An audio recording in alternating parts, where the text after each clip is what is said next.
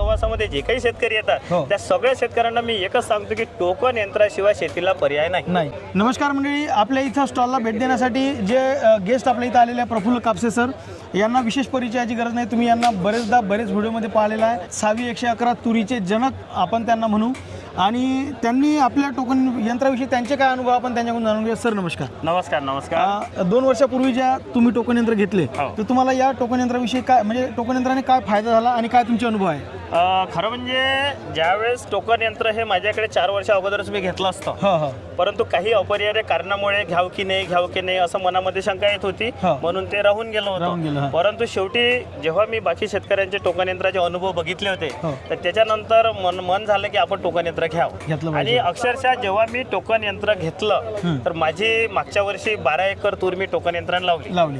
आता 12 एकर मध्ये नाही म्हणतो म्हणलं तरी 7 बाय 1 माझं अंतर होतं. तर त्याच्यामध्ये 12×48 म्हणजे 50 बाया मला 12 एकरासाठी लागल्या असत्या. एका बाईचं मजूर आणि 50 बाया म्हटल्यानंतर 200 रुपये जरी मजुरी पकडतो म्हटलं तरी 50 बाया गुणीला 200 म्हणजे 10,000 रुपये लागले असते. आणि एका वेळेस इतक्या बाया मिळणं पण कठीण होतं. परंतु मंडळी खरं सांगायचं म्हणजे 2 दिवसात माझं एका माणसाने लागवड केली टोकन यंत्र. 2 दिवसात फक्त 2 दिवसात म्हणजे 400 800 रुपये आपले गेले. 800 रुपयामध्ये पूर्ण 12 एकराची लागवड झाली म्हणजे 9,200 रुपये वाचले. 9,200. त्याच्यानंतर पैसे वाचले हा एक भाग. कारण आपण आज शेतकरी सगळे जे आहे अतिशय त्रस्त झालेला आहे. पिकून राहिलो, पिकं दिवसेंदिवस कमी येऊन राहिलं, भाव भेटून नाही राहिले, मजुरीमध्ये खूप पैसे चालले. बरोबर. आणि त्याच्यामध्ये काय झालं की पैसे तर वाचले. दुसरी महत्वाची गोष्ट की 50 बायाचं काम एकट्या माणसाने केलं. बरोबर. त्याच्यामुळे 49 मजुराला आराम भेटला किंवा दुसरीकडे ते मजूर गेलं म्हणजे टंचाई एकामेका शेतकऱ्याला लागली नाही. त्याच्यानंतरची जर गोष्ट पाहतो म्हटलं तर ज्या वेळेस सगळ्यात महत्त्वाची गोष्ट, ज्यावेळेस मी बियाणं हे मजुराच्या हाताने लावत होतो तर त्यावेळेस काय व्हायचं की कोणतंही मजूर घ्या, जमिनीवर समजा बेड असेल तर बेडला थोडं काडीनं उखरायचं, त्याच्यावर 3-4 दाणे तुरीचे टाकायचे आणि काडीनंच माती ओढायची. आता त्याच्यावर जर वरचा पाणी आला नाही तर काय व्हायचं की अर्धर कच्चे ओल राहायची ना, काही निघून मरून जायचं, काही बी कोरडच राहून जायचं. मग काही आज निघायचं, काही 4 दिवसानं, काही 8 दिवस म्हणजे तिजाऱ्या पडायचं. दुसरी महत्वाची गोष्ट, धो जर पाणी आला तर ते वरतं बी पडल्यामुळे वाहून जायचं. आता या टोकन यंत्राचा माझा फायदा असा झाला आणि खरोखर तुमचे खूप खूप धन्यवाद की तुम्ही लोकांनी हे टोकन यंत्र मार्केटला आणलं. कारण याच्यामध्ये काय झालं की ठराविक सारख्या अंतरावर, एवढ्या अंतरावर तुरीचं बी पडलं, सारख्या खोलीवर पडलं. त्याच्यानंतर सारख्या अंतरात गेलं. दोन्ही तासाचं दोन झाडातलं जे अंतर आहे ते बिलकुल 11 इंच, म्हणजे आम्ही काय केलं होतं, एक दाता बंद केला होता, म्हणजे बरोबर 11 इंचावर बी पडलं. आणि एक सारखं जमिनीत पडल्यामुळे मागून याचं जे रोलर आहे हे रोलर त्याच्यावरून प्रेस झाल्यामुळे बियाचं कसं असते की बी जमिनीत टाकल्यानंतर खाली त्याला ओल मिळते, पण वरून जर असं प्रेस झालं किंवा बाईने जरी असं हातात बी घेतलं आणि असं टोकलं वरून प्रेस केलं तर पटकन निघून येते. तर ह्या टोकन यंत्रानं जर्मिनेशन जे आहे ते जर्मिनेशनचा प्रॉब्लेम अजिबातच येत नाही. कारण आणि सारखं एका वेळेस पूर्ण शेत निघून येते, तर तो एक फायदा झाला.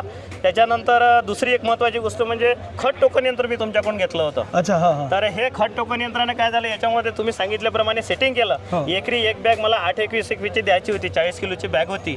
तर ते बरोबर एकरी एक बॅग पडली त्या सेटिंगच्या हिशोबाने. त्याच्यात जर 50% सेटिंग केलं असतं तर अर्धी बॅग पडली असती, म्हणजे आपण पाहिजे तसं. दुसरी महत्वाची गोष्ट की आता जर पाहतो म्हणा 80-90% जे काही मजूर आहे, शेवटी मजुराला रोज कामं करायला लागते, कंबर आता बागायला पाहत नाही, वय होत चालले, तर त्याच्यामुळे वरूनच खत टाकते. आज बरेच मजूर जर पाहतो म्हटलं तर एक बॅग 200 रुपये 300 रुपये बॅग प्रमाणे खत द्यायला घेतात आणि असं वरतच टाकून देते. आणि पाणी आल्यानंतर ते खत वाहत जाते किंवा वातावरणामध्ये त्याच्यातला नायट्रोजन उडून जातो, पाहिजे असा फायदा होत नाही. परंतु ह्या टोकन यंत्रानं बरोबर एवढ्या खोलीमध्ये टोकन यंत्र गेल्यामुळं विषय असा झाला की प्रत्येक खत म्हणजे जवळजवळ त्याचं प्रत्येक दात्याच्या ठिकाणी दिलं 6 इंच 5.5 इंचावर ते खत पडलं. तर त्याच्यामुळे पूर्ण झाकल्या गेलं, प्रॉपर झाकल्या गेल्यामुळे ते पूर्ण खत त्या पिकाला लागलं आणि पूर्ण खत लागल्यामुळे तुरीचं बोड असं बनलं. आणि म्हणजे सांगा तात्पर्य हे की आज जर मी एक बॅग दिली तर एक बॅग माझ्या पिकाला भेटली, बाकी शेतकरी जर एक बॅग देत असेल तर त्यांचे अर्धीच बॅग भेटते किंवा त्याच्यापेक्षा कमी भेटते. पैसे तर वाया जाते, वेळ वाया जाते, पिकाचं नुकसान होते वेगळं, जमिनीचे नुकसान होते वेगळं. बिलकुल बरोबर. म्हणजे अशा सगळ्या बाबी तिथं होतात. बिलकुल. म्हणजे माझ्या संपर्कामध्ये, माझ्या सहवासामध्ये जे काही शेतकरी येतात त्या सगळ्या शेतकऱ्यांना मी एकच सांगतो की टोकन यंत्राशिवाय शेतीला पर्याय नाही. आणि सर, जर यासाठी शेती जर कोणी एखादा शेतकरी करत असेल तर मला इथं उमेश भाऊ पोहरदार आहेत, हो तर त्यांचं म्हणणं आहे की सर्वांनी हे वरदान आहे म्हणे, हो म्हणजे बिलकुल खास करून बरोबर. यासाठी करणाऱ्या शेतकऱ्यांसाठी, बिलकुल बरोबर. कारण जमीन उखरल्या जात नाही, हो. प्रॉपर डेप्थ मध्ये पडते हो. आणि योग्य अंतर राखल्या हो. जाते. त्यामुळं अन्नद्रव्य व्यवस्थापन, झाडाचं हवा, पाणी ह्या सगळ्या बाबी झाडांना योग्य प्रमाणात मिळते. तुम्ही एक शेवटचा सल्ला शेतकऱ्यांना सांगा की शेतकऱ्यांनी हे वापरलं पाहिजे का आणि बचत निश्चित होते हे का? बिलकुल मला असं वाटतं की टोकन यंत्र हा जो विषय आहे की हा प्रत्येक शेतकऱ्यांनी वापरायला पाहिजे.